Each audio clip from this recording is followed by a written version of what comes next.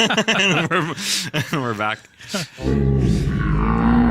Oh, that's what that was. You guys aren't going to tell me what that pitch shift. I heard someone do that earlier, and I was like, "You guys hear that in the mic?" They're like, "No." Whoa, what was that? Planned from the beginning. That was just a plan from the get-go. Hey, everyone. We got a whole bunch of friends here already. Thanks for tuning in, guys. How's it going, Robbie? How's it going, Andy? Dave, what's up? Already got some discussions about tone going on, which is exactly what we like to see. Yeah, it's a good way to start, boys. Absolutely. Nice Dan, why work. aren't you chugging along? We'll get one of these days. We'll hook up a rig for Dan and Yeah. show us how you like what you do to dial in an amp. How I attempt to play guitar, you mean? Yeah. Yeah, there it is. Yeah, you summed it up. Yeah. No rig required. Yeah. Dan had a real good time, so he wanted to come join us again this week. Yeah, so absolutely. welcome back. Thanks. to your studio.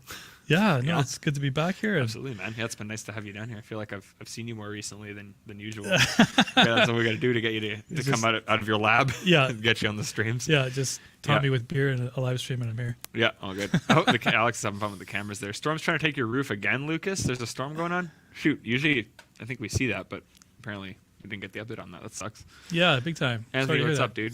I had a good time with Dan. Exactly. Yeah, man. It's always. I will say, like, I said at the end of the last stream, but it's always super fun hanging out with you, like, because I so casually learn so much. Just like it's like the topics will come up and you just get so in depth with some of these tone things. It's like, man, I just love hearing this like perspective on stuff because that's not how my brain perceives tone from the sort, like how I'm hearing it, and yours is like before that point, like to the source, and it's just cool. Yeah, I mean, Hearing it from that perspective. and in that regard, we can teach each other, right? Because Yeah. I like to be more on the technical side, but Yeah. the sound is just as important. The so. thought behind it. So yeah. Oh, absolutely. No, Yeah, that's true. Who? So I know a lot of the guys here, but who actually tuned in for the do tube amp? What was it? Preemptives matter. No, I was going to know it's today. But just the stream about kind of the tube crisis and all that, and I'm curious to see how everyone is feeling now that that's kind of been a thing for a little bit. And people have obviously been purchasing tubes. Where have you guys been buying tubes from now? Have you had to kind of make any changes in your routine? Like, have you noticed? I mean, obviously a lot of places were selling out, but where are you guys now sourcing tubes? Because I know that we for sure have had some good news since the last stream, Right. and kind of I guess some new players have come into the game. So or potentially, I guess. Yeah, so I guess like we talked about last time, Western Electric sort of kind of came out and asked most people if they would potentially buy from them if they started selling tubes. And so yeah, it turns out they've gone ahead and decided to start making tubes. So I obviously don't know yet what that looks like, when they plan to start releasing them or anything like that, but I mean, it just means another manufacturer is coming to the table now for us, and right in the USA. So Scott was kind of telling me, so Western Electric, they do mostly, do they do like home audio or live audio? Like, I know it was more boutique audio in some sense. Like, they're a very high-end company for sure. Yeah, very boutique. So they sell a tube called the 300B, and I believe it's used in hi-fi. And so I think the tube itself goes for $600. Probably the highest quality you can buy. I mean, anything like that, like a 300B out of China, is probably something like $250 or something like that. And so I think a lot of people I noticed got scared when they seen, okay, yeah, they're going to start making 12AX7s and 6Ls and all that. Right. But then they came and said, well, don't worry about it. Like, we make a really, really high-end product here. And not that they're not going to make high-quality tubes or anything, but they said the price is going to be very competitive. So Right. Cool. I expect we'll see, $3 to $5 increase perhaps on the tubes, but we can get them. That's the biggest. Yeah, the biggest that's the biggest plus, thing. right? And even then, now, we were talking before about how we generally have been able to go through, like the whole Russian thing specifically wasn't going to be a huge, aside from people potentially ordering from some of the suppliers like JJ and stuff like that. Like we generally haven't been sourcing a lot. Like from those places, and now we've kind of been able to source some other things in that regard. So we're a little more at ease about the whole situation, I think. Yeah, and I think a lot of people are willing to pay the tariff. If they run out of tubes completely, then what do you got left, right? You just say, okay, ding me on $3 to $5, whatever. I'll just pay the tariff and get my rig going again, Yeah, right? exactly. So in a lot of cases, it's not really the end of the world. I think the biggest problem was that people panicked. Oh no, we're not going to have tubes at all. Yeah.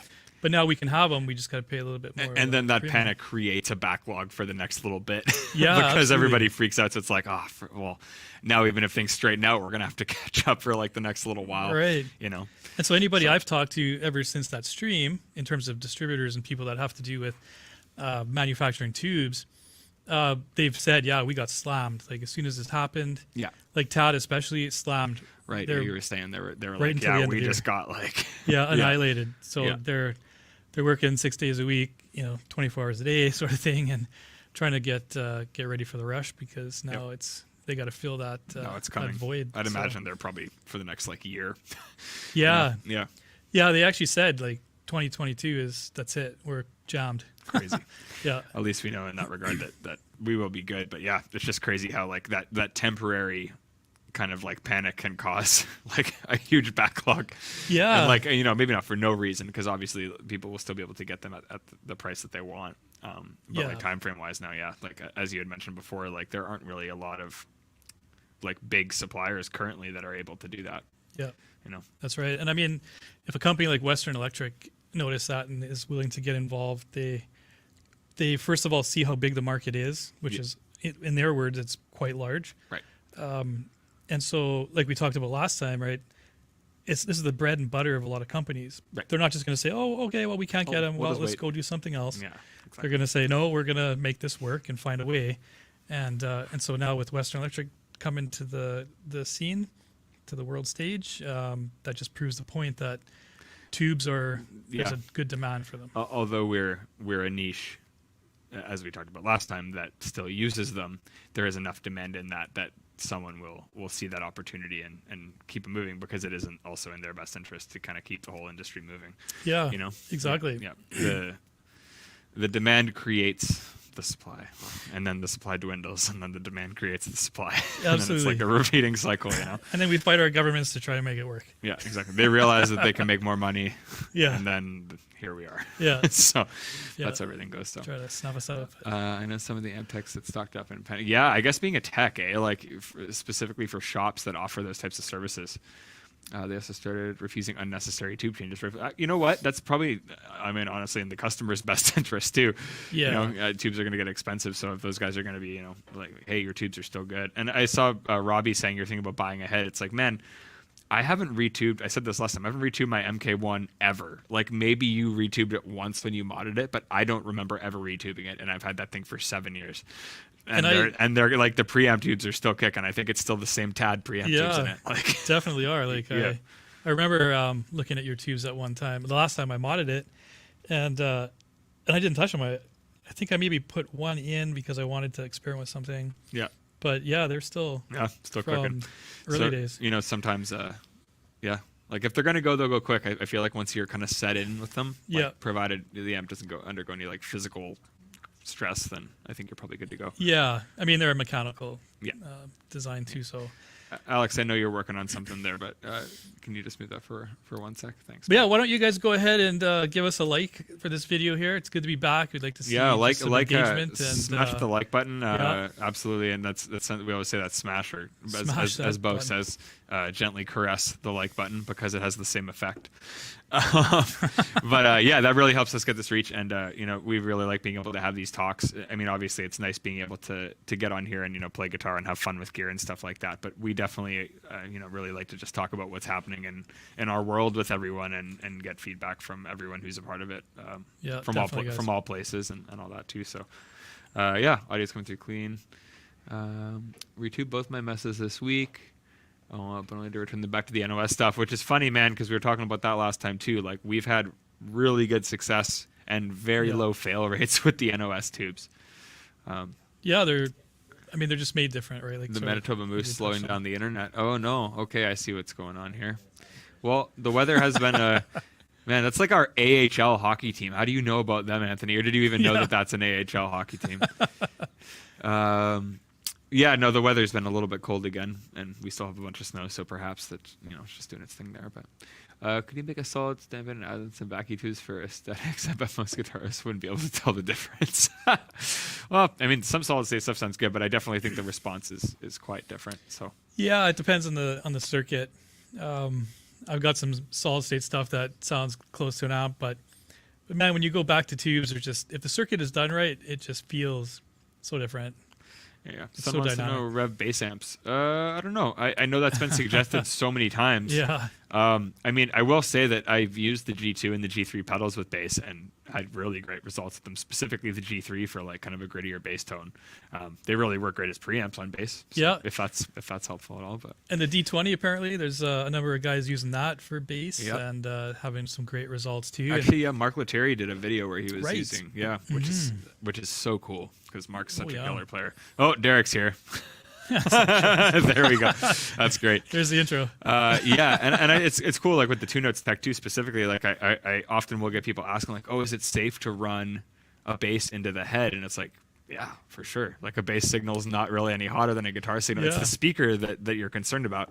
And where with the 2 note stuff, you have the capability to load, like if you wanted, you could probably load bass profiles into it and just have like profile Yeah. bass drivers. And really, there's no harm in that at all. Like running a bass through a guitar amp is like, I remember one time at Quest, we tried hooking up an Angle Powerball head to like an Oh. 810 bass cab, and it just sounded crazy. Like, Yeah, you no know, doubt. because like, yeah, like you're just using that preamp section and driving that. As long as the speakers aren't going to be getting hit with like a range that they're not equipped for, Yeah. then I think we're good to go. So, Oh, for sure. Yeah. I mean, experiment. Like Sam said, right? The bass signal's not much different. in terms of like impedance and like actual DI signal, it's obviously a little more powerful, but it's not like Yep. going to overload the Voltage-wise, preamp in the amp. Yeah, exactly. Voltage-wise, it's all good. Like it's still gonna be in the millivolt range, and Mm. it's not gonna do any damage. But if you can find great tones that way, man, just experiment like that. When it comes to a Revv bass amp, I mean, it's something I've been considering since I started this gig. But man, there's just so many other projects right now I'm dipping my toes into. So I can't make any promises or anything like that. But Yeah. maybe one day. One day.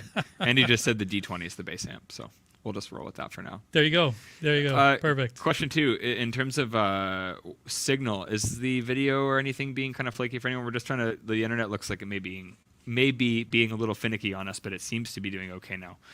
So if you could just let us know how the audio and video is going, Yeah. and we can check into that if it continues to be silly. Hey everyone, how's it going? So yeah, I guess that kind of covers that. So yeah, all is moving forward in the land of tubes in that regard, and Magical land of tubes. Magical land of tubes. It is a magical world we live in. Yeah, things are going to kind of resume, although the tariffs is a thing, and like there will be a little bit of delay due to such a massive influx of orders, but things are certainly stabilizing. So Oh yeah. I think we're in a good spot. Audio Yeah. seems good. Audio is good. Video is a little bit choppy. Video is laggy, choppy. Audio is good. Okay, well we can live with that for now. Okay, good. Hopefully it straightens itself out. Yeah, hopefully. Yeah. So I guess I'll just ask you off the hop, like when you're designing and voicing an amp, I guess, like, do you account for the difference that a tube is going to have, or do you find, like with power tubes, I guess we can start with, but like, do you find that there is a massive difference in the overall sound of the amp, like changing out different power tubes, or do you take that into account when you're voicing something, or is there a reason that you choose to voice it with the tubes that you do?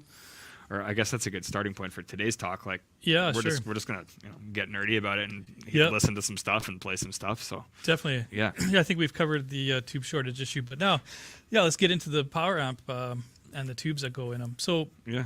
for me, yeah, I find there's a big difference in the power tubes themselves. Every model has its own unique sound, and so for me, when I started designing amplifiers, I went big. I went with the KT88s right off the hop. But one of the things I found about them was that they sort of lacked a little bit of top end sparkle. Right.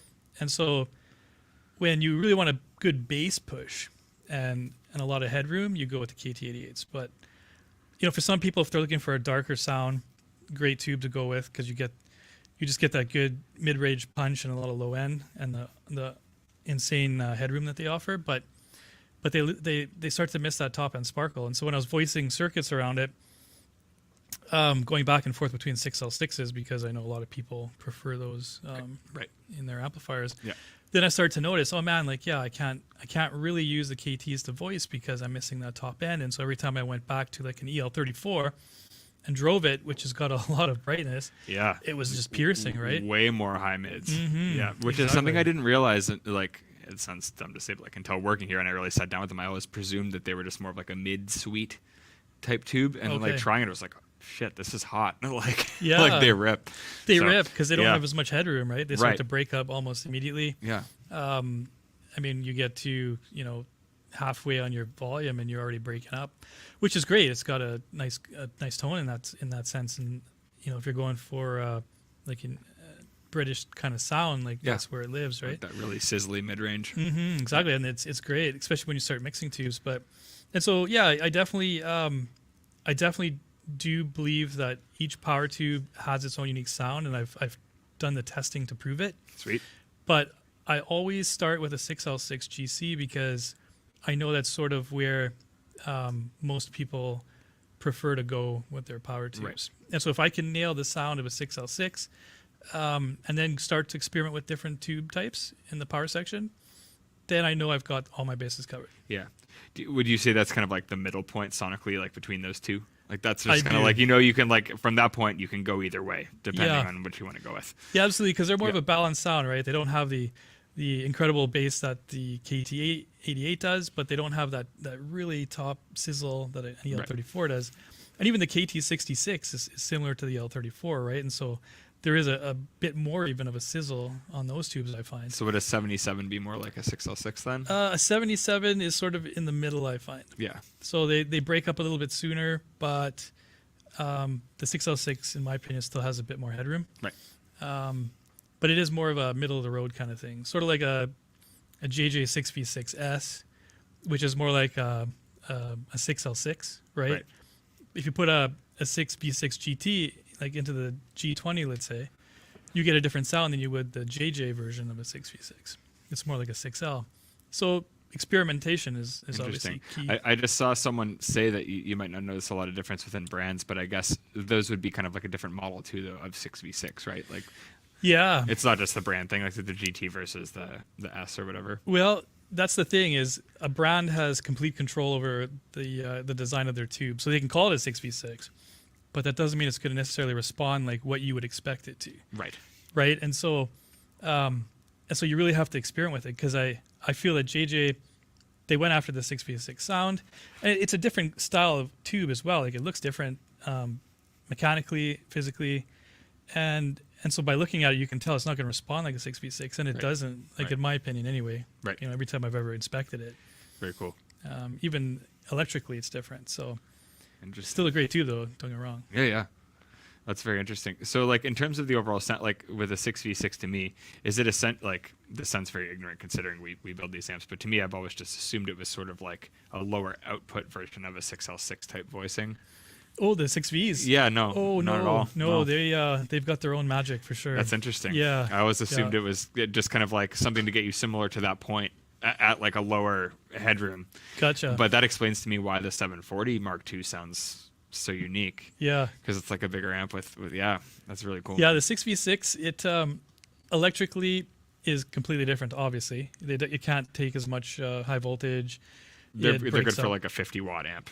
No, even less than that. Really? Yeah, like one 6v6 will really only put out about a max of 7 to 8 watts, and that's pushing it quite hard. Really? So when you put two into parallel, you can get, say if you're pushing it pretty hard, 18, maybe you can squeak out. So that's why we got 4 of them. Yeah. Whoa, reverb. Whoa. Nice. Nice. Give them a Pro Tools right. Oh man, Let's see what happens. That's amazing. So that I guess makes sense as to why. So it's like with the G20s, even they're pushing pretty hard, having just a pair in there. Yeah, absolutely. Yeah, and it's still within spec though. Like I was going back and forth with Tad the other day because we're sourcing some tubes, but and so I had to re-verify. Okay, am I within spec here? And I had to confirm that, and I was. Like it's completely within spec. Right. Close to spec, close to maximum ratings, but still within spec, and so. All is fine and good there. So we are pushing them, yes, but not too hard where, we're going to start burning out tubes or anything. I mean, when I design an app, I still want our customers to be able to enjoy their amps for, many moons without having to chew through tubes. Need to keep it accessible for them. Absolutely. Not just what we want to have fun with. Yeah. And I mean, most people aren't going to crank it to max anyway, right? Yeah. You're going to maybe run 3 o'clock at the most. And so, You know, if you're sitting sure. in that range, like you've got so much more on top. Kyle says we need to run the beer openings through an Eventide. Derek, we need to hook up your H9. We'll run an effect send through the talkback mic and the interface. We'll do that next time. It'll be fun. It'll be really stupid, but we'll do it. Beer G3 H9 LCAP. Nice. Curious to try a 6L6 KT88. Dude, we're actually going to try that tonight. Yeah. Lucky for you. We actually brought in a bunch of tubes. Jeez, guys. I guess there's... How many beers are you drinking? Well, there's 2 of them over there. Oh, It's okay. shotgun. It's okay. We're going to keep track. Beer Quan TS808 for lead tones. That's awesome. That is awesome. That'll be noisy. Depending on I prefer a PBR for a lead tone as opposed to keys. It's like nice thick Absolutely. mid range for the rhythm tones. Yeah, that's right. Yeah. Something We're real good to strong go. just for a heavy, Yeah. saturated song. Yeah. Cool, man. Well, I guess Yeah. we can make some noise. Like I guess I just want to touch on Ben's. Yeah, the 6L6 KT8 combo is actually my favorite. Yeah. Just because it has such a nice blend. When you pair the two, you get that bold sound of the KT88s, but then you still get the top end and the mid range from the 6Ls. And so I find, and I've put a lot of pairs together just to see what they sounded like. And I would imagine I can just see you sitting there with like a pile of tubes, just like no. I don't even need to run my Just furnace. throwing them out. Yeah, exactly. Just tubes heating my house. Yeah, exactly. Yeah. No, it's it's a lot of fun, and so they came to be my favorite combo just because of what they do together and The balance of like and the headroom. balance. And yeah, I mean you get that extra boost from the KTs, so they stand out a little bit more, but it's really good. Yeah. But yeah, we could Yeah. we could start making some noise here. I mean, I think that's why you guys Yeah. primarily come here, is it not? I just wanted to touch on one thing that kind of stuck with me that Dorian said actually, and I don't know why this just clicked to me now, but it was funny. I was talking to him about mixing something. I think it was in Logic that I was just working on a session. I was talking about like exporting stems for him, and I had it like just around 0 dB, which like I thought was like an appropriate level because it's not clipping, it's this and this and this. He's like, oh no, like you want to send everything like fairly low because you want to like give it a certain amount of headroom before it starts to clip. So you almost want to think about it like a tube set or whatever, like in the audio and stuff. And I feel like that type of mechanics now I'm realizing correlates to like so many different aspects of audio. Yeah. Where it's like if you have a lot more headroom to get a clear signal on it, you can do that before it starts to like hiss. So it was cool that was like correlated directly to like the mechanics of how a tube amp works versus like a digital audio thing, kind of relying on that same concept of like you want to give yourself the headroom if you do need to push it. Yeah. Which kind of comes down to I think what you were thinking about the tone there. It does for sure. So yeah, And it's so true with that was most like things, a right? total side thought, but I was like, oh yeah, no, that makes a lot of sense. There's like a lot of aspects of it. Like if you leave yourself that room to kind of push it and get a clear signal, you can do more with it. Yeah. Whereas with the ELs, when they're already hitting, you You're can't really back that off. No, Yeah. you just drive them harder and maybe Yeah. get a more saturated So sound. yeah, but that that's about type it. of mechanics applies to a lot of audio. And it's the whole thing with like gain versus volume too, right? Like on Right. a mixing board sort of thing. Gain structure. Yeah, like Yeah. your volume and your gain are two different things, right? Like so they work in unison together for sure, but they do different things. So it's Cool. Sorry, side thought before we got into that. I was like, everything kind of it's a cool concept. It all came I together. had one of those brain moments. It's the beer. What's up? Are you good? Thanks, Manny. Manny to the rescue. I thought we already did that. It's okay. Hey Alex, how you doing, buddy? Good to see you, man. Alex, what's up? Good. Alex Kelly wants a shocking red G2. Oh, okay, yeah. And I was like, I don't know. Kyle was like, can we do it? And I was like, I think we can do it. But we just have to do it at a time where they're printing those chassis because the text is different. So if you want, Alex, if you want a red G2 that says aggression instead of drive, I can do it right away. but if you want to wait for one that says drive and has the proper labeling on it, it might be a little bit. But if you want aggression instead of drive, that's literally the only difference. I can do that for you like this week. There you go. Yeah. You're talking to the man. Yeah. The man that can take care of things. Decided to get a 120 MK3 so I can mix the KT. Yeah, he's in your field, man. Right on, Flux. Good stuff, buddy. Awesome. That's where you're gonna find the Over most bang for your sparkly buck. G8.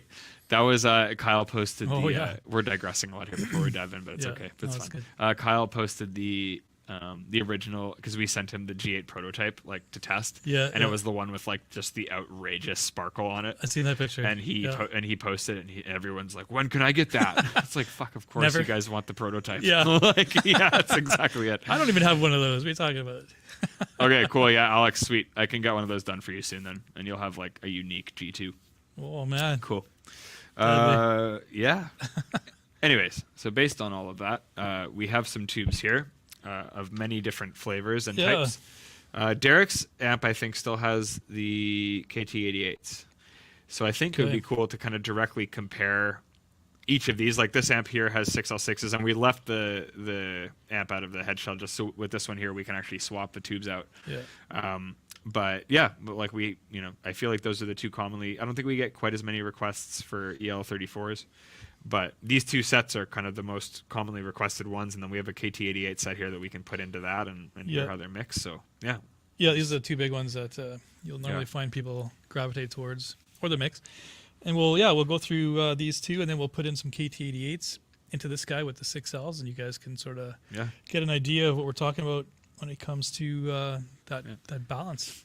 Do you guys want to hear kind of channel by channel? I guess since we have both these amps, we can just kind of start in the clean, then go back and forth between a couple. I'll turn on, just use the amp itself and not use any effects or anything like that. But several people do the KT88 and 77 mix. There you go. Yeah, that works too, Anthony. Yeah, I think you've done that too, Anthony? Had good results? Yeah, if I recall. My KT88 77 amp sounds better than my roommate's because it's red, Alex says. That's great. Yeah, so all the channels. All right, cool. Well, okay, giddy up. I guess I'm going to turn up. So I'm going to turn everything off on my board then. And I will say for the clean, let's get a little bit of verb going just because that's nice. But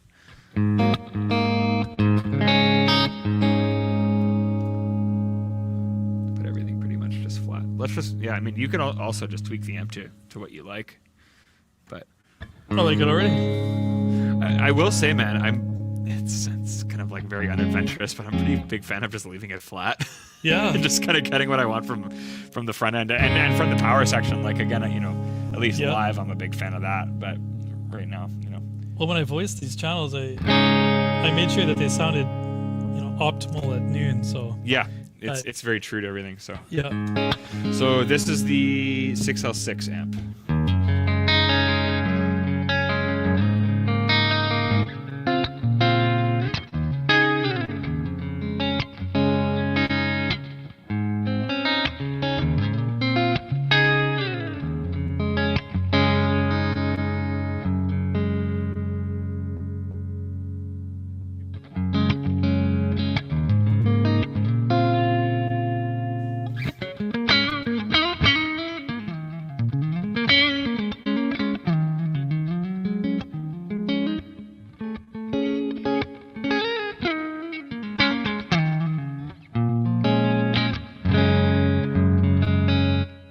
I'm going to fix that quick. These strings are like 2 months old. Probably should have restrung them. I'm just waiting until the show, like the comeback kid show, because I don't want to put 2 sets of strings on. So yeah, I see what you mean. Like, those are very balanced in terms of like high and low. Yeah, their range is very balanced, so you don't get too much. I mean, you can still punch a lot of bass through them, and they can get quite bright too. But overall, they're quite balanced for a tube.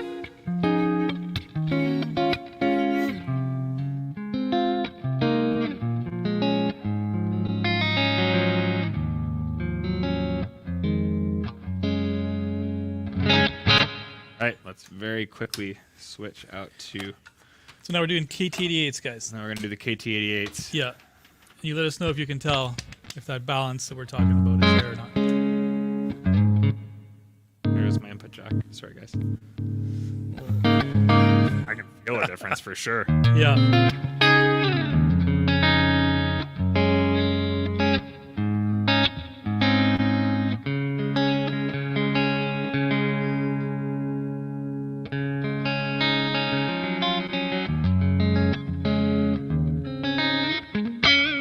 Yeah, like to me, it feels mostly like a low end thing. Like I will say, I go to tune with that. It's not plugged into the tuner, of course.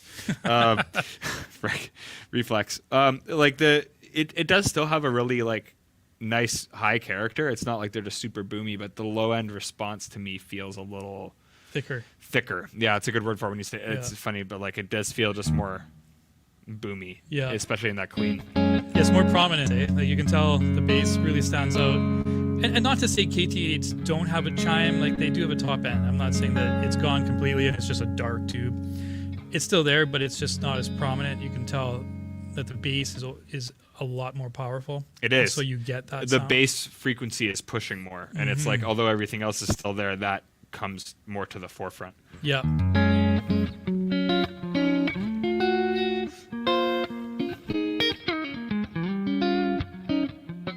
Oh, that was bad.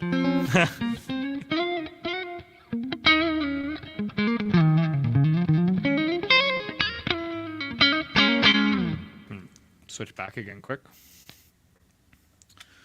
And then use that tuner pedal.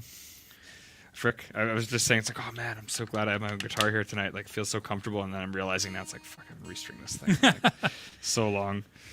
Charles says he doesn't think it changes the tone, but it sounds deep. And that's exactly it. And so the tone is created by the preamp. Ultimately, it's the filtering and the tubes and the preamp. Right. What the power tubes do is they just accentuate certain frequencies. And so you're exactly right. You're going to get that bass, that deep bass that's accentuated from the KT88s versus the 6L6s. They still have a lot of dimension, though, absolutely. And you're still going to get, a decent top end. I just find there's a little bit more in the 6L6s. And you guys tell me what you're hearing, too. Obviously, it's not in the room here, and it's a little bit different, but... So this is back to the 6L6 amp now. So this is 6Ls again. Back to the first amp. And although it's kind of uninteresting music, I'm going to play some of the same stuff just so you can kind of hear a direct comparison. But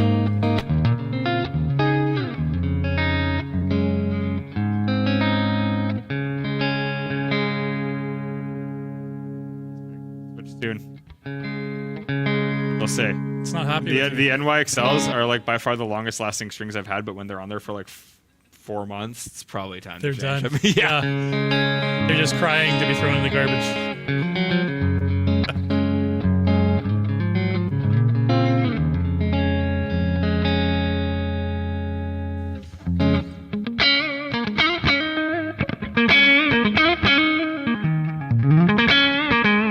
Okay, you know what?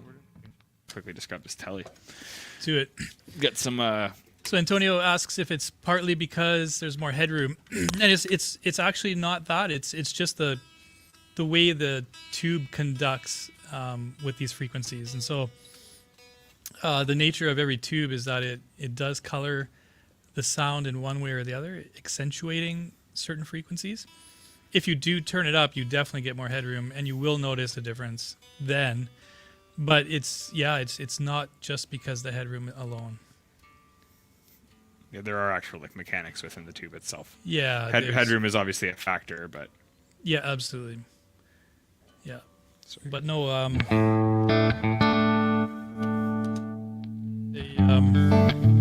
Well, there we go. Yeah, telly. that's a better representative for the Yeah. clean.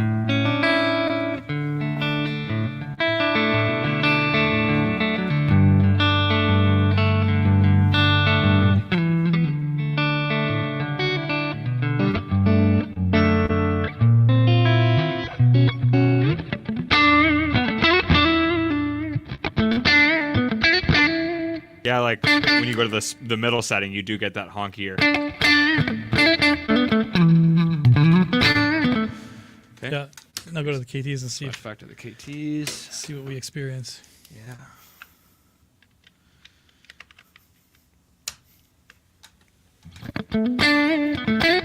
Yeah, totally different low end, eh? Yeah.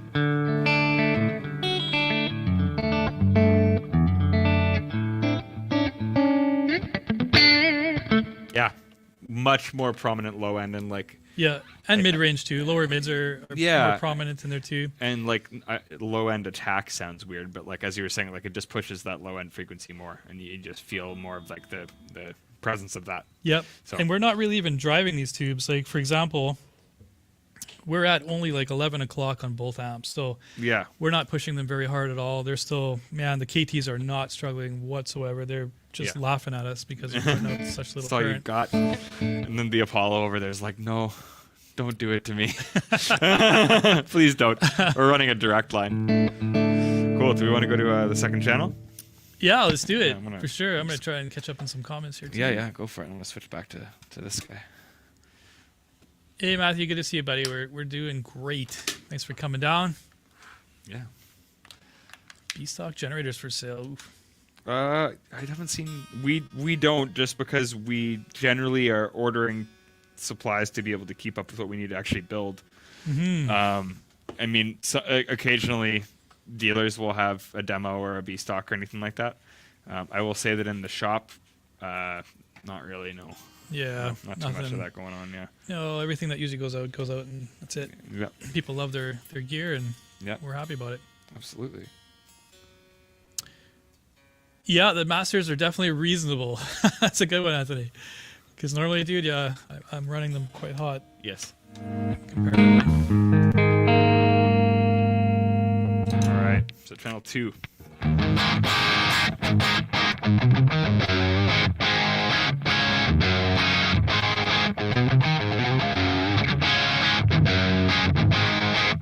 Channel 2 for me is there's 2 ways you can go. It's basically that. I do like the. Yeah.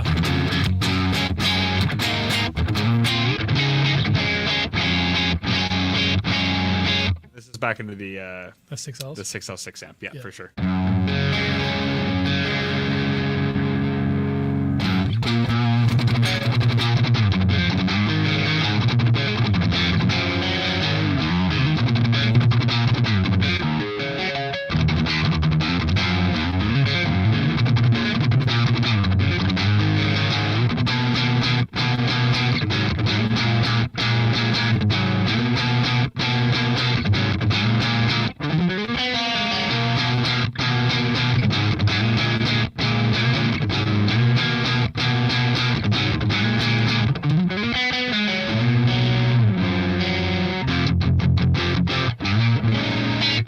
It's definitely the sound that I'm like used to hearing, you know, and I guess it's just because that's all the tubes all come with those. But, Yeah, just stock tubes, right? yep, but you know, it's again nice balance, and for the rock stuff.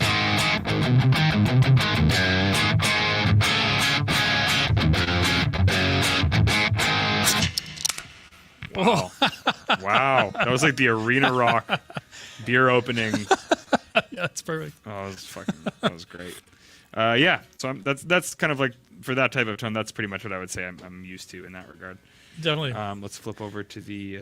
So Flux asks, how do we bias the generators? They're not cold. No, they're about 60%. So we meet in the middle, just so that we're providing customers with extended tube life and great tone.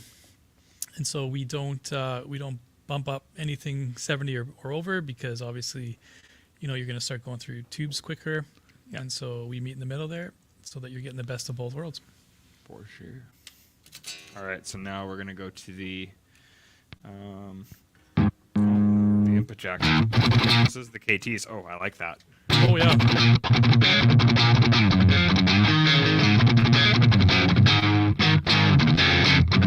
Man, same thing. Like the low mids are just so tight.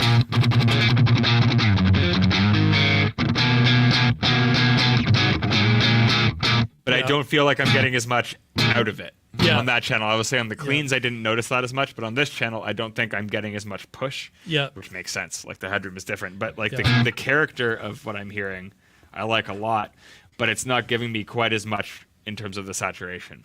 Yeah. Yeah. The top end bite. If that makes sense. Yeah. Yeah. Yeah. Definitely.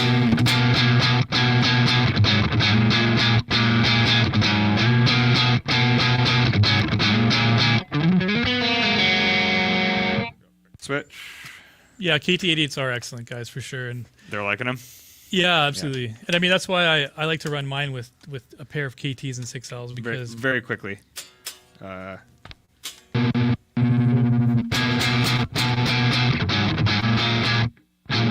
Feels less full now. yeah, Oh, I don't want to like that as much as. right. Welcome to my world. Like again, yeah. Seriously, like the high mid character in the 6L6 is much what I want, but like I'm feeling the I'm feeling the difference in just like the size of it. Yeah. You know. Yeah. Yeah, that's really cool. And I mean, you can always, bump up your treble when you're running KTs just to get that extra little bit of bite? Like, there's always that. Robbie, yeah, bright switch in, second drive stage on both amps. And everything's at noon, so I hear bigger changes, to be honest, on the dirty channel. I would say, Anthony, with that, like the clean channel obviously fills out to me more. yeah. With the KT88s, but the overall character is still more similar to me. I notice a bigger difference in like the response of the amp on the second channel out of those two. Yeah, once you start pushing distortion, it becomes a different animal. Yeah. And so that's where you're really going to notice it. Clean, not so much. You will obviously notice the fuller low end and a little bit more mid push, but but until you start getting into distortion territory, you're actually not really going to hear much from the top end. Yeah. But like you obviously know now that we haven't even touched the high gain stuff yet, which we're gonna do now. Yeah. And I think I'm just gonna chug away on it. So. All right. So right now. So we're in 6Ls. We're in 6L mode right now, and Okay. I don't know what do you? I mean, I'm a big fan of living Living on the edge. Yeah, living on the edge. Let's go. I'm a big fan of like bright cut with the gain back a bit. Definitely. Like the blue aggression. That's, sure. That's kind of usually where I live with it. So let's just do that on both of these and Yeah, sounds great. see at the same kind of setting what we're looking at. Good place to start. Presence and depth here, yeah. I'll tweak it a bit while you play. So this is the 6L6 amp with the purple channel on the blue aggression.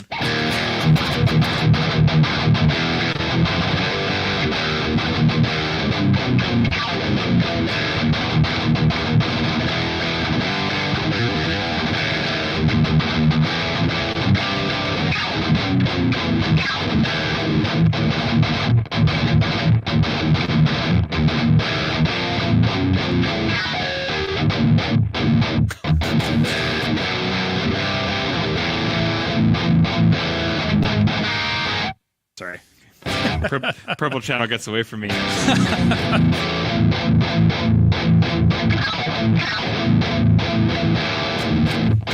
Yeah, Joseph, we're going to be at NAM. Yep.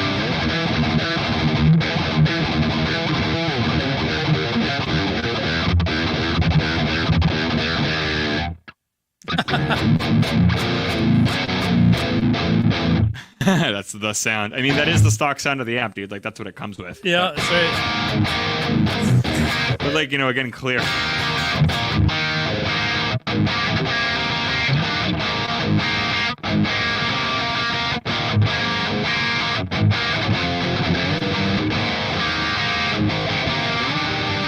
Even with that much gain, the Yeah. high mid is very clear. Oh yeah.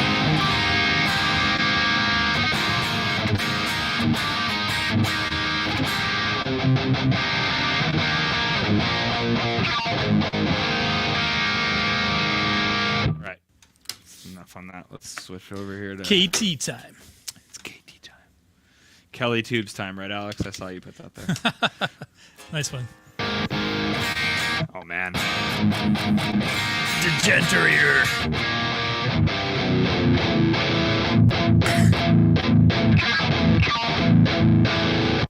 Oh, but Jack Frick. Settings, yeah. Yep.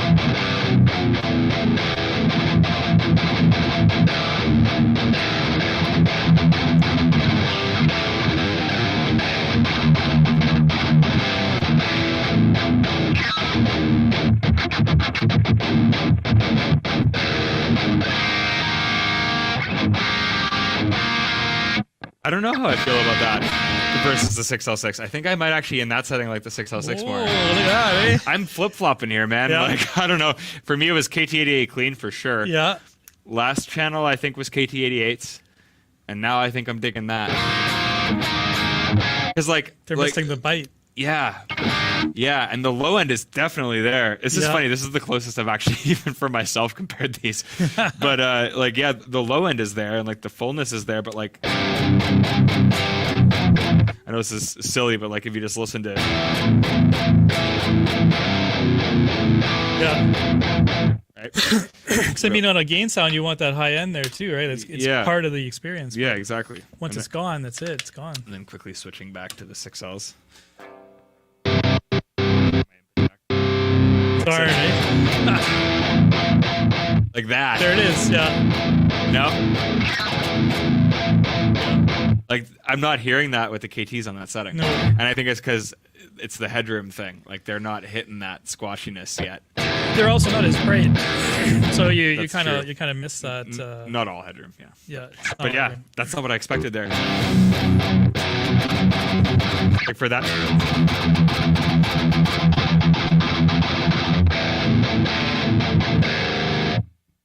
Yeah, it's definitely pretty apparent. Yeah, seriously. Switching back. Sorry guys, just quickly plug in and out here, but you can hear the difference in the saturation and my input jack again, but yeah, man. I think and all the distortion is coming from the preamp tubes, so it's got nothing to do with that. This Right. is strictly the KTs just not able to accentuate those high frequencies. That's really interesting. And some of the mids too. Some of the high mids Yeah. are sort Really, of missing. really cool. All right, channel 4, quickly. Do it. Switch over to those. We might as well. We're here. Yeah. So I'm gonna go backwards here. I'm on the KTs now, so let's go. Okay, yeah, sounds good. Let's go red. I'll start- Let's go Harry. Go to red, yeah. Fuck it. Let's do do it. it. You want some fat switch in there too? Here, I'll voice this for you a little. Yeah. Oh yeah. There it is. Literally just put it flat, eh? And it. Yeah. Here. Let's put the fat switches on for this one. Just to see.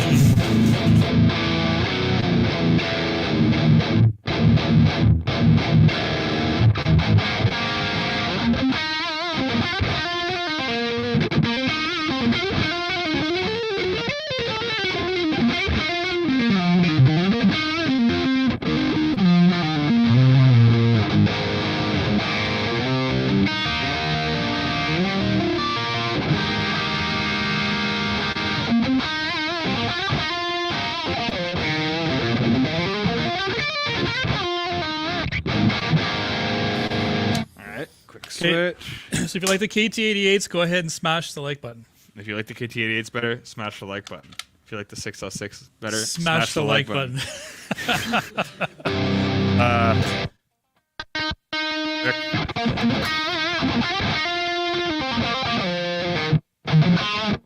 Good, right? Yeah.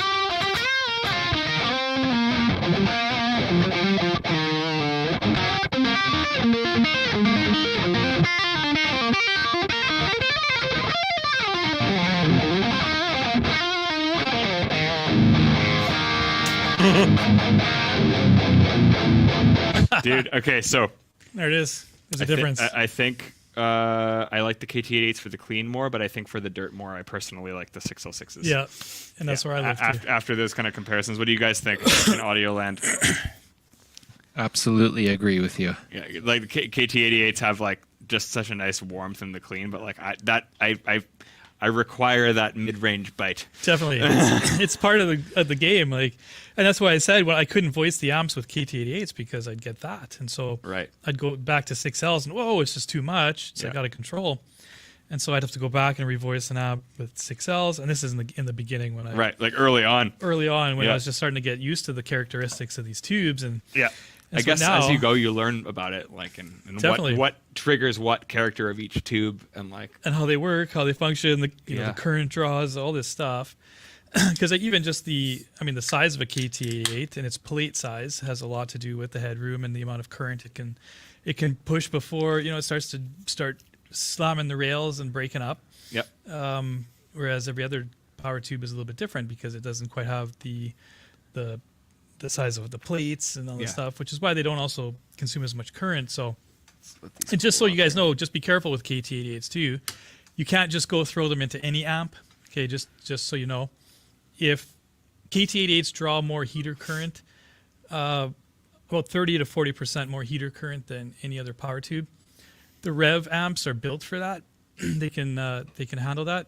Not every amp can. So if you go ahead and throw KT88s in an amp that comes with EL34s, just verify you can do that first, because you could burn out your transformer with the extra 30% heater current that it's not capable of drawing. Some manufacturers, they they have their transformers designed to only provide the exact amount of current that they're going to run, because they're just going to say, no, don't use any other tube, use the EL34s Right. or the 6L6s, right? And so if you start running KTs, some people have burned out their transformers as a result. So just be careful and find out first that you can actually run them in your app. The Revs, you can do it. I've designed them to be able to handle the KTs. For sure. So, Robbie asks, what about combining them? Well, guess what? yeah, it's your lucky day, Robbie. Guess what, Robbie? We got tubes. tubes. We're going to do that. Yeah. So out of those two, that was kind of my general takeaways. I do like the boominess and the warmth of the KTs for certain things, but I do appreciate the bite of a 6L6, I think, more than I realized. Yeah, definitely. Yeah, sounds really nice. And so that's why my favorite tube set, pardon me, is the pair of KTs with the pair of 6Ls. Which is what we're going to do right now. Yeah, you got it. So Right, so let's turn it off. These are probably cooking a little bit, but you got a cloth there. So I saw. Oh, sorry, that's just the power turning off. Oh, might need to unplug the XLR. Is it gonna keep doing that? Okay, good. It's discharging the internal load. So yeah, let's go with that. I was making that up. I know. But I'll agree with you. It's big wording the big words. That's what it's doing. Yeah. No, it's power. So someone was asking about biasing. Okay. So every tube set biases differently, obviously according to the headroom of the tube and all of that type of stuff. Yeah, so every tube draws different current, right? So obviously a 6L and a KT88 draw different amounts of current. As a result, their point of idle is going to be different as well. And so the way they respond to having a negative voltage on their grid is going to be different. And so with a KT88, you'll bias them, well, at least in a Revv, because obviously you have to take into account the high voltage that you're running in the app. Right. And so in a Revv, you will bias your KT88s to about 100 to 105 millivolts, whereas a 6L6 pair is in the range of 85 because they don't draw as much current, right? And EL34s. And then EL34s are about 70, 75, yeah. Crazy. That's the sweet spot. You can go past those points. You can. That's the 70% range where, now we're talking tube longevity and a nice sound, right? Yeah. Instead of just burning out your tubes because you're running them at 80% or more. Right. And you will burn them out that way, so don't let anybody tell you different. Not drastically, but your tube life will be shortened probably about 20 to 30%. So right. So right now I'm just going to bias these tubes. I'm going to let the amp warm up. These tubes are they've been sitting out, so we're going to give them. Let's give them a couple of seconds here just to warm up and get the heat going, get the heat current going flowing. Yeah. And them fat I'll tubes. take a sip of my beer. Yeah, it's a good time for a sip of the beer. Mm-hmm. Yeah, these often will get the clips on them, Andy, like actually hold them in place because they're so friggin' huge. like the KT88 clips have like the top piece and then a spring. 2 springs. That kind of like holds them in place. Yeah. So, yeah. Yeah, your standard tube clip for like an EL34 or a 6L6, they don't hold them. They're too fat. Pressing. Yeah. Get them down. Yeah. Man, those ones are. These fired up good here. Oh, thanks, Alex. Sorry. So I'm going to set these to about 100. That way they'll warm up a little bit as we play and reach 105. So we are good to go. Awesome. No loop. Enjoying. PV Delta Blues is a great amp, actually. That's awesome. Really funny that I actually for the like a 606 MK3, I didn't prefer the MK2. Oh yeah, different amps, man. Like the MK2 and the MK3 are different amplifiers. So. Oh yeah, I mean, I'd still, in the MK2, I still enjoyed. Well, actually, it's where I came to love the pair of 6Ls with KTs was in the MK2. With the MK3 being so much more bass heavy and a little bit different. You know what? I really haven't gone to that extreme yet. I've just been okay running my MK3 at with 4 6L6s, but yeah, you know what? Everybody's we're all tone hunting, man. So you just go with whatever feels good, and if it means buying some KT88s, do it. Just go for it. Just send it. Yeah. All right. So we now have the mix in here. on the head here.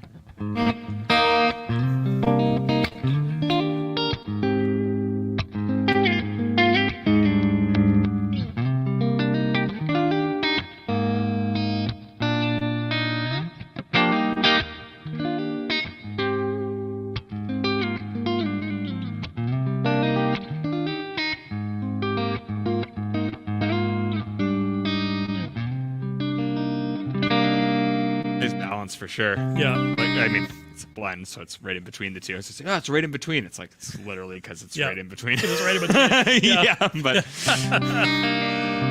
but it is like. I saw a lot of people asking too. Like, obviously the amp biases in pairs, but it's always using all four, right? Always. Yeah. Yeah.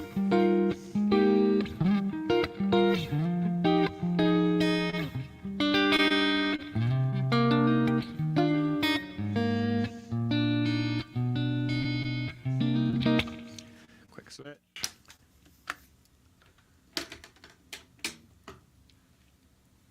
These are these are all TAD tubes. Yeah, you bet there, Anthony. They are. Good catch there, brother. Still sounds really good. Here on the all KT Yeah, channel. I think for cleans that might be my thing. Yeah, yeah.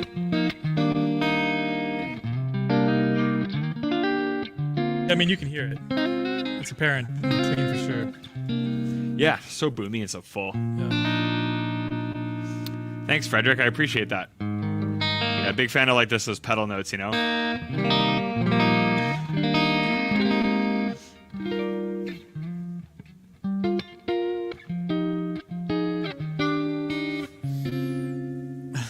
Anthony, if you're digging the KTs, man, the 66s, just stay there, dude. Yeah. I mean, yeah. I know I'm tempted, yeah. Baby bears. Just right, Anthony. Yeah, literally that. All right, let's you know what? Actually, I'm already plugged into the amp, so let's just go to the second channel and we can rip through this quick. Do it. Rock and roll. Is it gonna go? So this is the KT88 amp.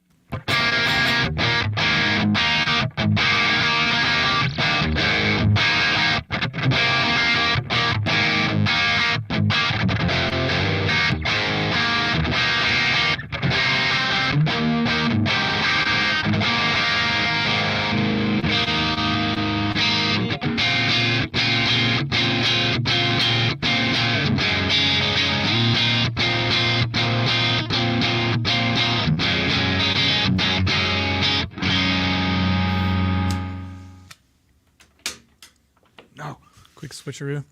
You know, we do have amp switchers, guys. You know, it's funny because we do have one. It's just not hooked up. Yeah. Derek has the Schecter with him in the States, so unfortunately I cannot oblige at this moment. Oh. I should have brought the other one that I have. Okay, yeah, see, now that's the best of both. Yeah. Oh, yeah.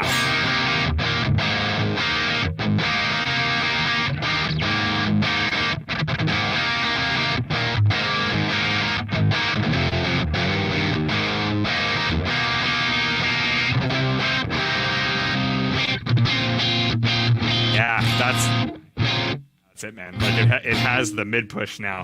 Yeah. Now that I know that I like that, I'm gonna hit it with the compressor. Cause...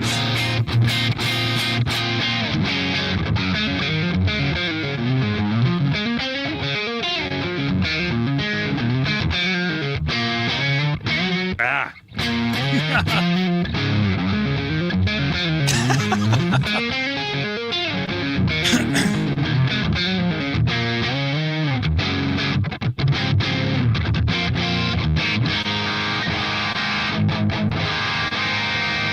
So far, that's actually my favorite combo on that channel. Yeah, it's good, right? Yeah, that's killer. I mean, I know we haven't put any EL34s in. We have some here.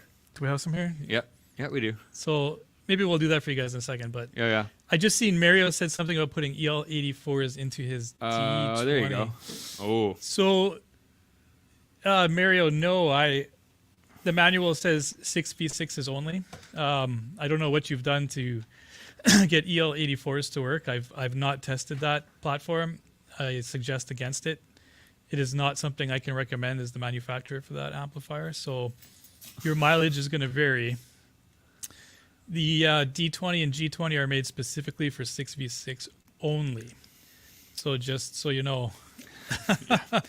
Yeah, it's. I know sometimes companies will put in the manual where it's like use our brand only, and like it's not necessary to use our brand, but with that amp when it says only, it is kind of designed to work off that type of output. I mean, if you're making it work, then great, but I can't guarantee your tubes are going to live long. They might not be able to handle that, or they might. Like I say, I've not tried it. I don't know what you've done to make them work. If they last a long time, let us know. Yeah, then we'll know that we can do it. And maybe I'll try them. Yeah. So brand of KT88s, the TAD stuff and the JJ stuff has been really good for me. Depending on what you can get, most KT88 brands are pretty good. The Shuguang stuff was a little bit hit and miss for me. I burned through a few a little bit prematurely, but like that, Dave. Later on, they started to be okay. He said he just said turn on the twin tracker. I couldn't resist. Oh, okay, yeah. Because it's the.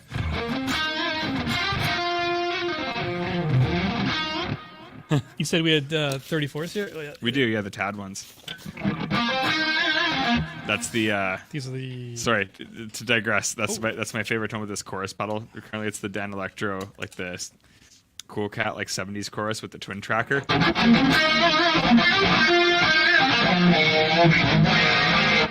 Sorry, side note. I like that song. That sounds great. Yeah, you use the yellow jackets. Okay, yeah. I mean, you know what? Just let us know how it goes. I haven't tested that tube, and I've never intended it to be used in these amps. So good to know. If it's working for you, great. If it doesn't, sorry, but the manual was clear, right? We take no responsibility. We didn't lie, at least. Yeah. Okay, so yeah, we got some EL34s as well. You guys want to hear EL34 with KT88s or 6L6s? Well, let's hop through the other channels quick. Oh yeah, do it up real fast. Absolutely. I'm excited. I will say I'm excited about the EL34s on the high gain channels because they just. Yeah. I know that they're not exactly what I want for the other channels because they break up too quick. But anytime I put them in the high gain channels, it's just like that sounds just so pissed. Face melting. Yeah, exactly. So this is the KT88 60. Wow. I'm stupid. KT88 6L6 combo. You betcha. In that amp there.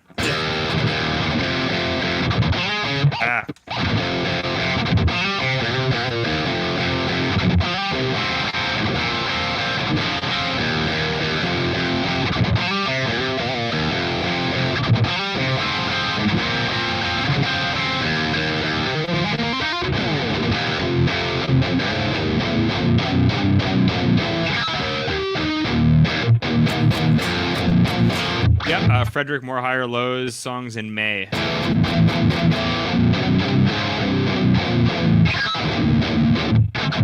that you noticed that, by the way. That's awesome. It's still cool to me because like we just literally did that for fun over the pandemic, and people actually are listening to it, which is weird as awesome. fuck. So thanks for checking it out, man. I appreciate it. Yeah, this I think is probably my favorite combination so far for this sound. Yeah.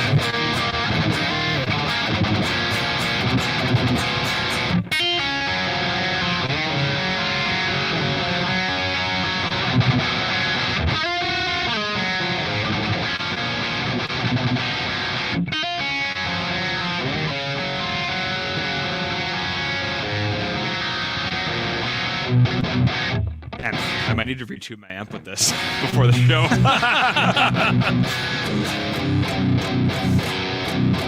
Best of both worlds, man.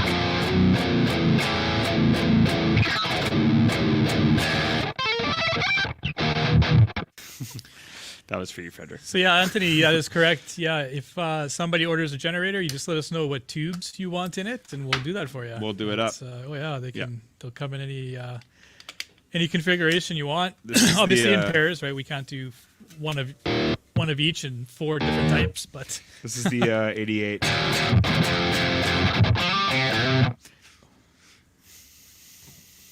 What happened? No, that right away after 2 seconds. You're right. That's the best combination. Yeah. Sorry. I was just like, nope. I was like, oh, right no. away off the field. I was like, nope. That's That's the it. one. That's the winner. Man. I don't know if you can hear as much of a difference as I feel, but like, yeah. Pretty crazy.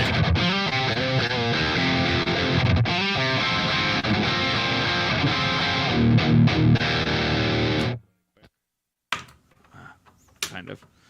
Yeah, it's crazy what kind of a difference it is. Yeah. It's like.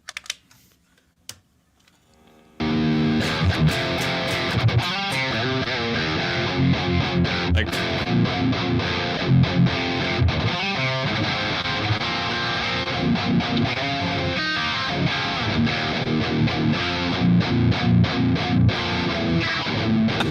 Yeah, I had to go there.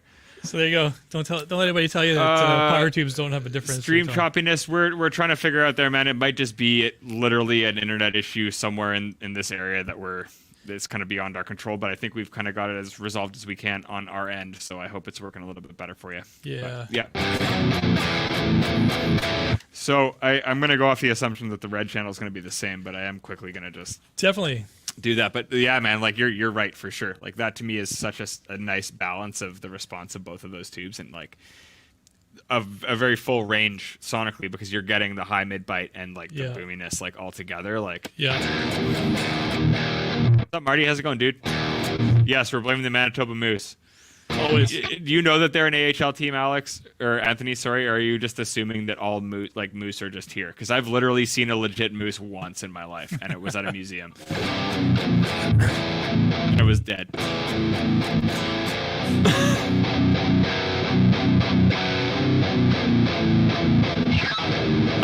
Robbie, if you send us your order number with Long and McQuaid, we can reference it and figure out what amp it is. Yeah. Yeah. And Okay, eh?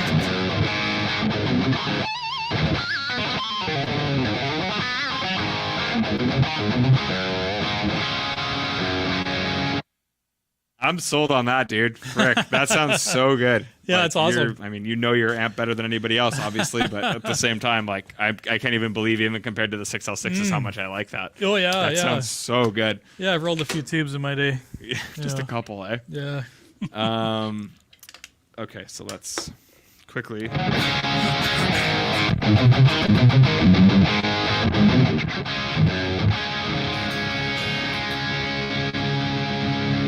This is the KTs. Okay, yeah.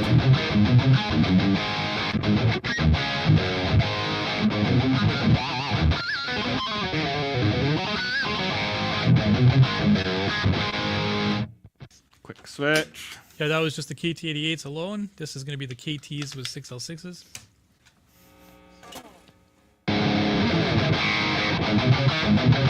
Chewy. Dude. Chewy and just... Oh, you just showed me the way. Like, that literally has changed. Like, I'm literally doing this to my amp tomorrow. Play some Poison. I don't know any friggin' Poison riffs, Derek. Yeah. It's Motley Crue. There it is, yeah.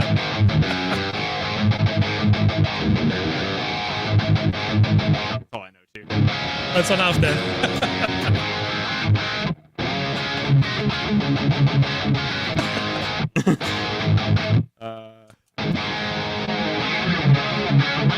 There it is.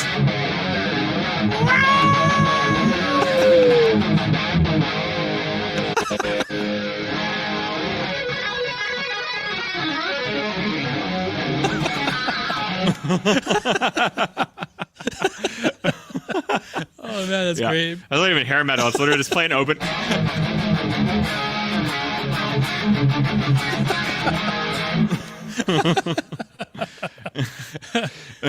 Yeah, literally, Eric.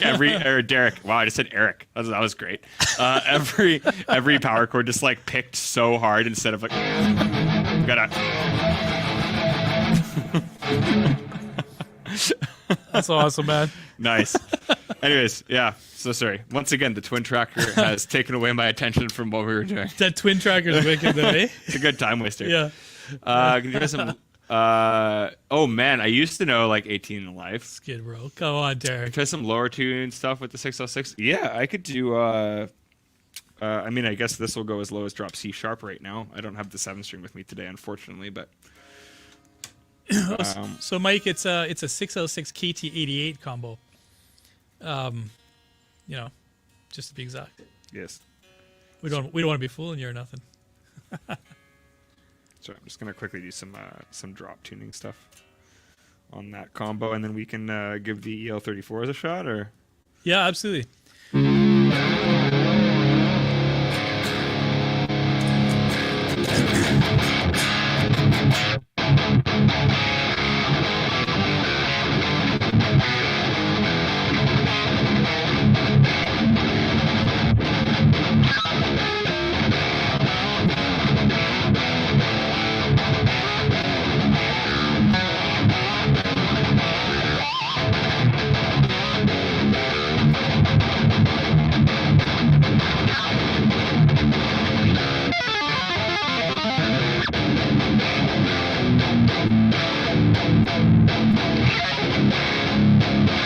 Derek, did you see that Aristida has released headless 9-string today? I know that's the guitar you've really been wanting, Derek. It's the headless 9-string. Yeah. I know those are two of your favorite things, are guitars with more than 6 strings and without headstocks, and that are made of not wood. So I figured we put all 3 of them into one guitar specifically for Derek. So you can thank Pascal for that at NAMM.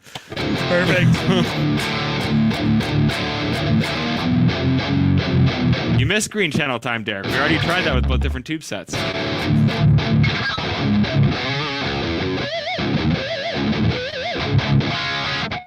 Sweet.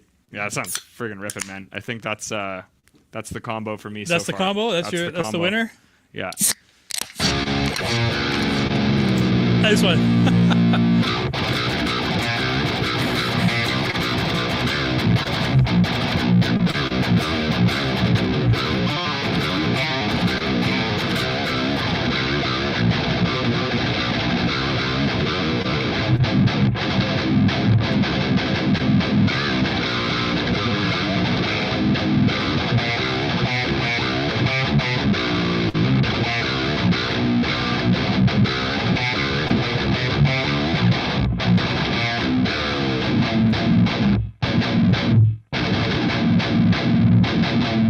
I don't know if it's Architects or Periphery tuning, but I ripped it off from one of their songs, and by ripped off I mean learned it and used it. But it's like literally you do the octave as the 2nd fret, so it's like a low B.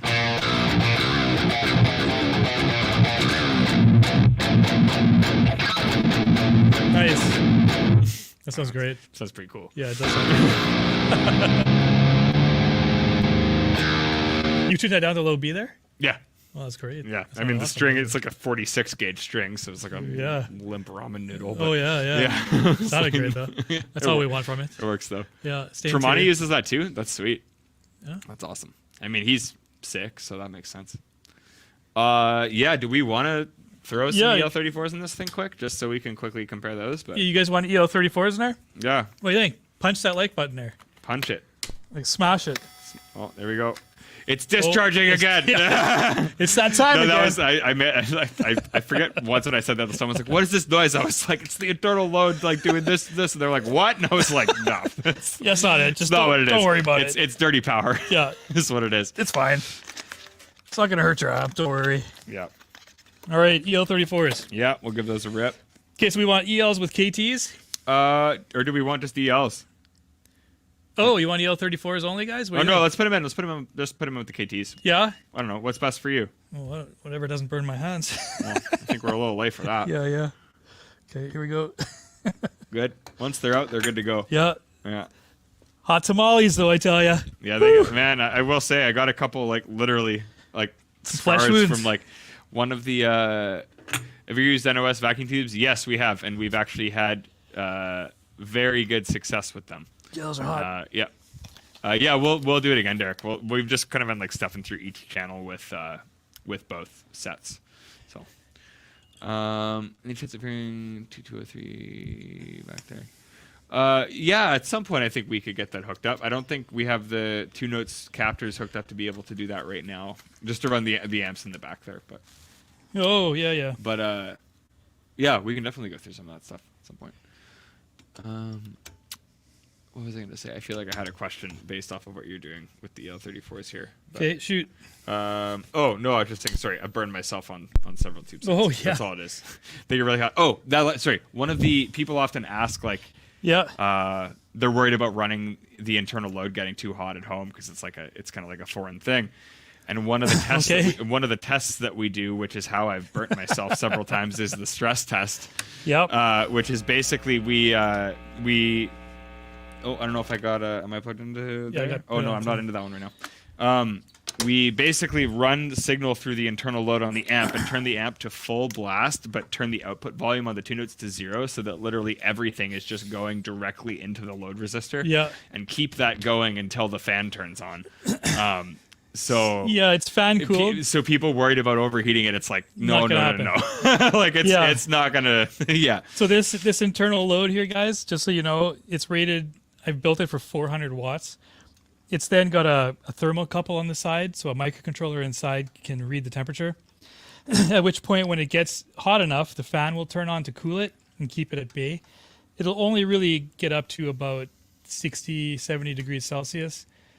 Seems hot, absolutely, but it's tucked away in its head shell. It'll never hurt you.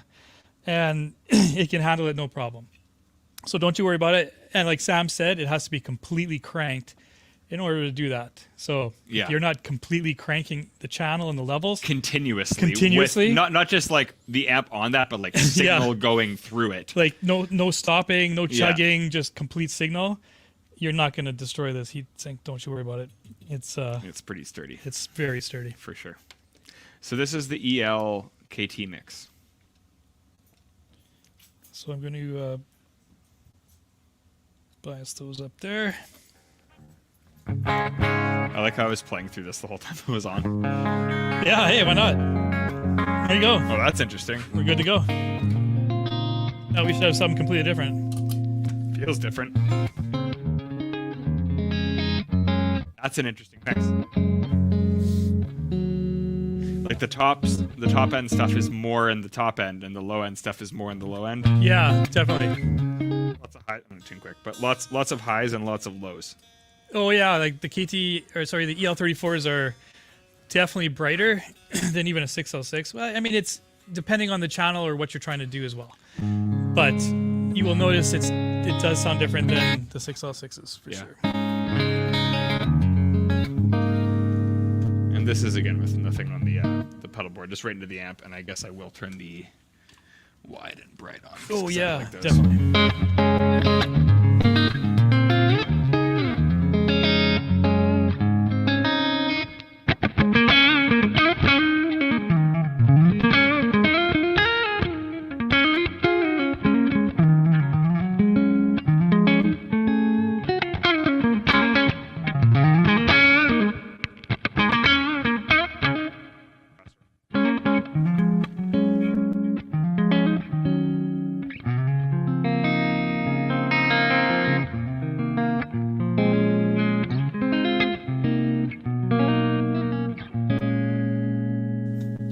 Switch over to the KTs real quick. Can you guys tell already? I mean, yeah, like there's way more of a high mid presence there. Yeah. Yeah, it's a different sounding tube for sure. That's the clean sauce, man, I will say. So different, eh? It's very different. Radically different. Guys, they're set the same here. Oh yeah, totally the same.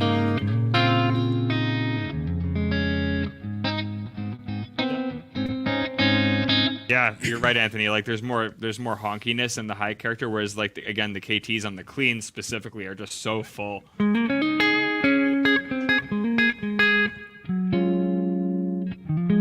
All I did was turn the compressor off, Anthony.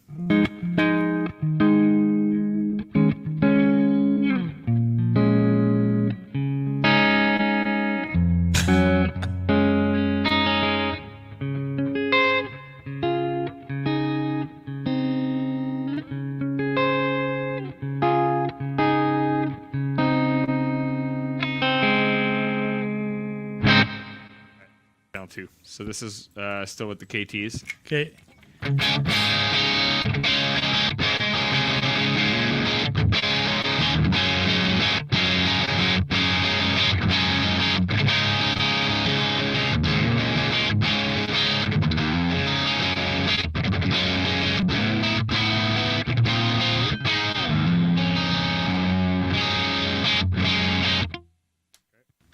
Switch. Okay, quick switch.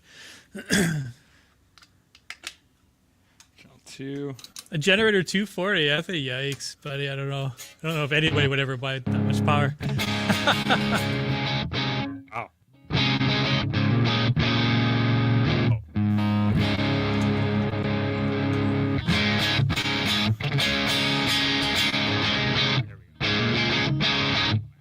Yeah. Yeah, way more than.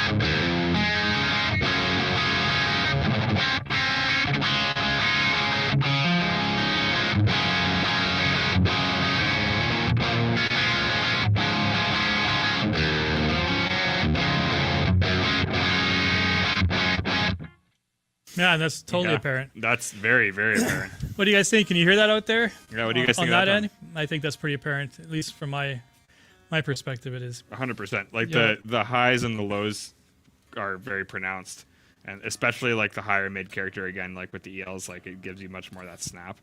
For Yeah. sure. Yeah, Anthony. Yeah, same guitar, same IRs, everything. Everything. Everything is exactly 100% the same.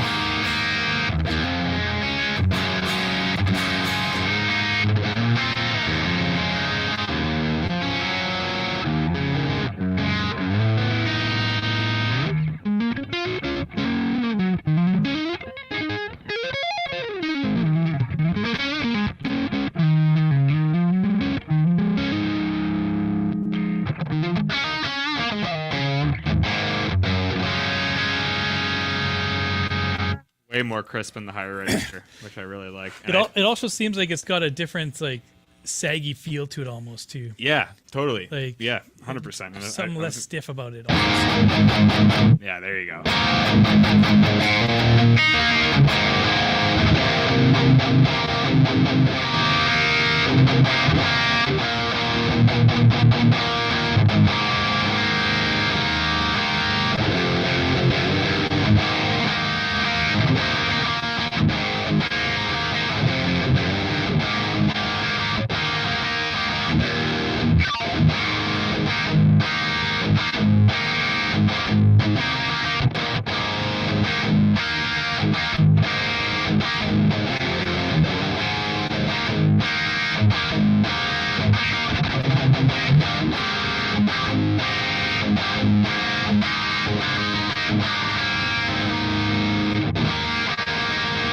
Yeah, Yeah. I'm a fan of the mixes, man, for Yeah. sure. Those have been my two favorites so far. Yeah. I like the mix sets. Yeah, when the KTs are in there, like as long as you have something that's supporting the high end, you're golden, right? Because like the KT88s, they bring out the low end, like your bass player would, right? In Right. your music. Yeah, The either 6L6s or EL34s will then do what they do in the top end, and you can hear, right? Like you guys watched us change these tubes, that there's definitely a difference there. Like we started out with 6L6s in this head, and now we're 2 KTs and 2 EL34s, and you can definitely hear there's a big difference. yeah, absolutely. Yeah, and just in the way it breaks, like it feels under my hands too. And I think that was the biggest difference, even going from the KTs, like where they're very true to the amp, and you're not pushing it as much. As soon as you got to the 6L combo, it was like, oh, I can feel that push more under my hands. And then we get to this, it's like, oh, I can really feel that because like they're pushing Yeah. much more effectively. Absolutely. So yeah, And I mean, all the settings are the same on both heads. They're both generator 120s. You know, there's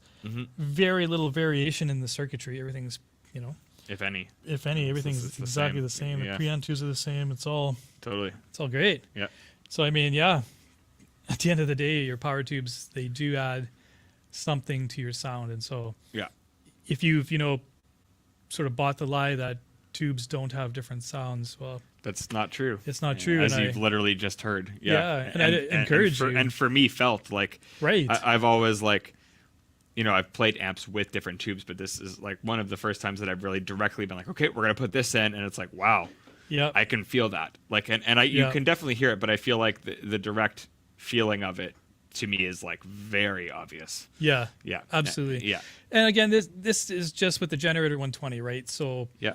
not every amp is going to respond this way. I don't know how a Mesa Boogie or whatever other amp that you might be playing today will deal with tube changes. Yeah. It also depends on the circuitry of the preamp, right? Like there's a lot of difference there. There's a lot. Even the power amps are different in these amps. So and just quickly too, like, I guess this could obviously be another whole thing too, but just in short, like the preamp tubes too are responsible for like a lot of the actual drive that you're producing. Like, yes, what is their role relative to the power tube? It's more sonic. the power tube is strictly there right now, the way we're using it, just to amplify into our load box currently, because that's what we're using, or your speakers. That's it. Like right now, sonically, they're doing what they're doing because that's their trait. Right. That's their natural way of conducting. But everything up to that final stage is the same. Is the same.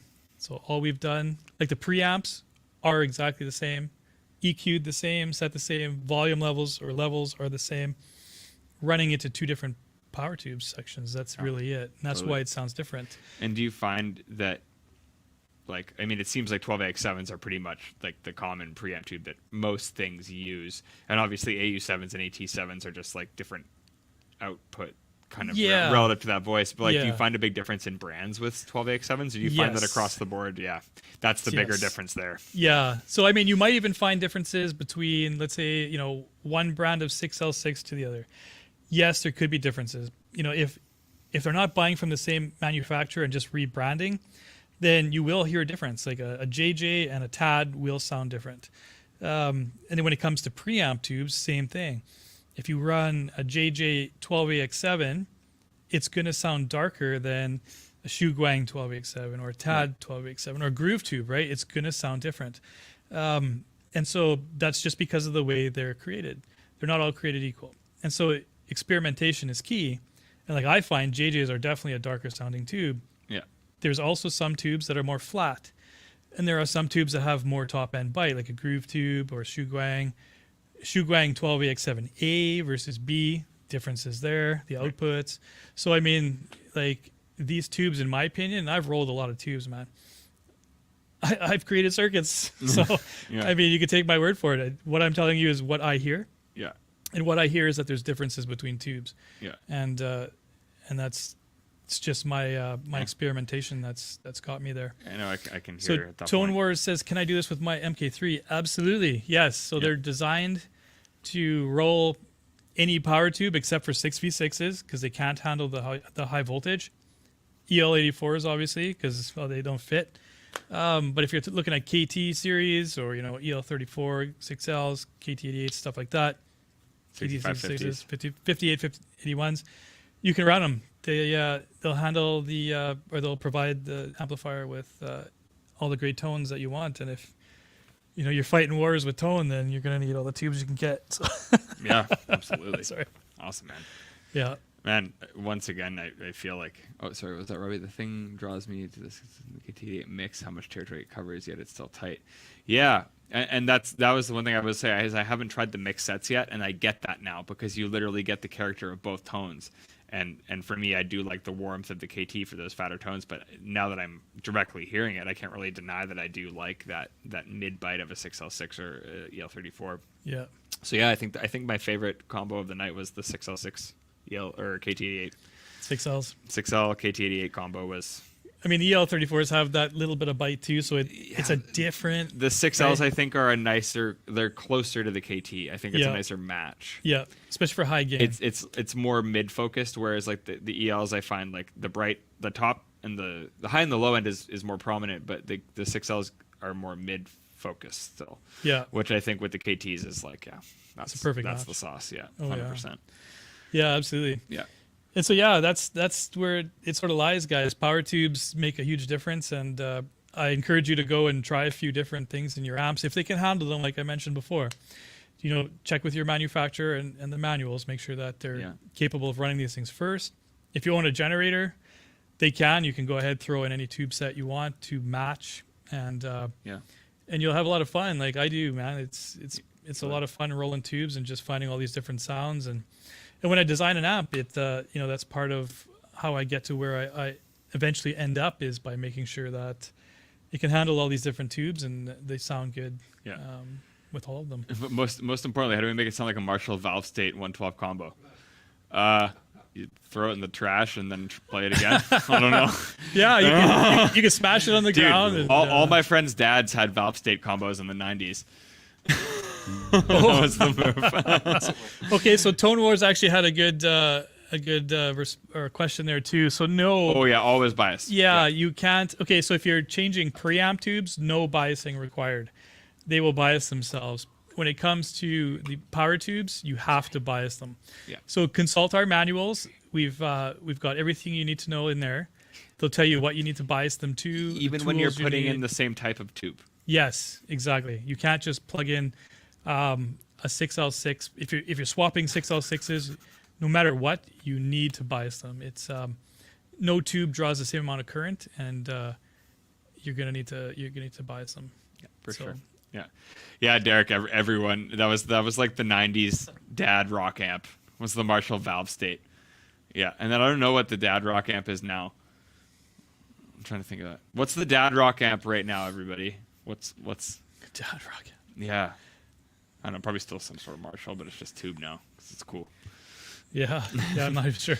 Also, guys, it's really like for me doing these streams weekly. Like it's really, really awesome having Dan come down here, and we obviously get to spend time together at the shop when you're here and do the shows and stuff. But it's super, super informative having you here. And if there's any other topics that anyone in the chat here would like to hear Dan talk about, or if there's any more in-depth stuff regarding not just Revv products, but tone or any of that type of stuff that you'd like to have Dan talk about, please let us know in the comments here, even after the fact, comment on the video and let us know, because we definitely want to keep having you come in to do these. It's nice to have these informative hangs here. Yeah, I enjoy it 100%, guys. It's cool to hang out here and answer your questions, and I learn a lot from you too, right? I need to know what you guys like, what you want, what you don't like. I mean, it helps me as a designer to just to put out better product that you can enjoy making music with. So.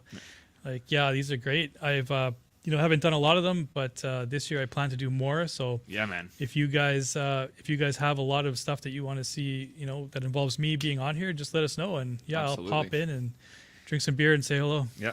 And also worth shouting out too. Oh, there you go. Guys, I was going to say something profound and cool. It's ruined. No. It's ruined. No, I was going to say now that the Nashville trip is done too, Sean is going to be back on the weekly video grind too. So the Revv Time videos are going to be popping up every Sunday going forward. We've got a really cool one coming this week, so we'll be getting back into those too on the YouTube channel. Awesome. Yeah. Any other questions before we sign out of here? Yeah, let us know. Anything else you guys want to ask Dan or myself? Next week, I'm actually going to have a few of the guys out here from my band, and we're going to talk about starting a band during the pandemic, and how that was kind of a challenge, and how the climate of that side of the industry has changed a little bit. So yeah, want to hear the evolution of the generator stuff from Proto to MK3. We could do like a history. Yeah. Yeah. Derek's Nashville trip is done. Derek is still in Nashville. Sean is back to real life. Yeah, we could do the generators together, and we could talk about the evolution of them. That's probably a pretty cool thing. Yeah, actually, even down to the original Proto. Yeah, we could walk through them. Take you guys through my thought process and going from one to the other, and how we eventually ended up where we did. And yeah, that'd be cool. But yeah, definitely. Let us know what you guys want. Absolutely. It's funny. I always say that I plugged into my MK1, and then the other day I was plugging MK2 in the shop, and it's like they all definitely have like a different sound. And going from the first to now, you can kind of hear the refinements and like how it's kind of changed with what you've learned and like the feedback we've got and everything, and just become more of a refined version of itself. Yeah, absolutely. Yeah, absolutely. Yeah, and I'm guilty of just continuing to tweak. I find new sounds and everything every day. So yeah, it's come a long way, and not to say I'm going to mod the generator anymore, but who's to say? It's helped me. Yeah, who's to say it? I mean, it's helped me to envision other products that could be pretty cool. So yeah, it's been a cool journey so far for sure. Awesome. Alrighty. Well, thank you everyone for tuning in. Yeah. Thank you, Dan, for coming down. Really appreciate pleasure. it. And make sure to come hang out with me and the boys next week and show you a few licks and talk about some industry stuff, some music industry stuff. So there you go. What did you do to mod my MK1? Oh, I don't know specifically, but the low end is way tighter and more pissed. all I did was just anything I sorted it in the MK2, I put into his as much as I could anyway. But it was not. Yeah, I don't even know what it is anymore. All I know is from the original version, the low range and the low mids are just a lot more punchy and focused now. So, but you tell them about the new bass amp? No, we didn't. Yeah, because it doesn't exist. No, yeah, exactly. Do you know how many? Derek knows how many emails I get. It's like, when are you making a bass rig? It's like whenever we work on a solid state amp. Derek's been into the juice. Get a G series pedal and plug it into a solid state power amp, and you're good to go. Yeah. Yeah. It's the D20. Right. Andy already said it's the D20 because you can use the virtual cab. Load a bass IR onto it and torpedo, and you're good to go. Yeah. Yeah. Actually sounds great. Awesome. Awesome. All right, guys. Thanks. Okay, guys. We'll see you next time. Yeah. Thank you so much. See you later. See you later.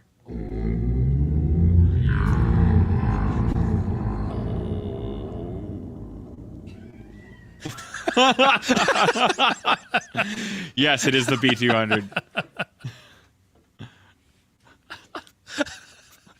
Yeah. Oh, yeah.